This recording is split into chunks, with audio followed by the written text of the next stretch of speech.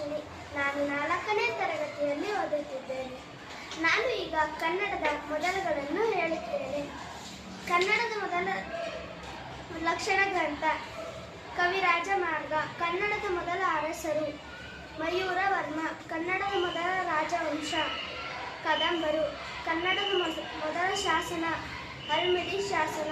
ಕನ್ನಡದ ಮೊದಲ ನಾಟಕ ಮಿತ್ರವಿಂದ ಗೋವಿಂದ. ಕನ್ನಡದ ಮೊದಲ ಕವಿಯತ್ರಿ ಅಕ್ಕ ಮಹಾದೇವಿ. ಕನ್ನಡದ ಮೊದಲ ಕಾವ್ಯ ಪಂಪಣ್ಣ ಆದಿಪುರಾಣ. ಕನ್ನಡದ ಮೊದಲ ದಿನಪತ್ರಿಕೆ ಮಂಗಳೂರು ಸಮಾಚಾರ. ಕನ್ನಡದ ಮೊದಲ ಕವಿ ಆದಿಕವಿ ಪಂಪ. ಕನ್ನಡದ ಮೊದಲ ನಾಡಗೀತೆ ಉದಯವಾಗಲಿ ನಮ್ಮ ಚೆಲುವ ಕನ್ನಡ ನಾಡು. ಉತ್ತರ ಭಾರತದ ಮೇಲೆ ಮೊದಲು ದಂಡಯಾತ್ರೆ ಮಾಡಿದ ಕನ್ನಡದ ಮೊದಲ ಅರಸ ರಾಷ್ಟ್ರಕೂಟ ಚಕ್ರವರ್ತಿ ಮೊದಲನೇ ಧ್ರುವ.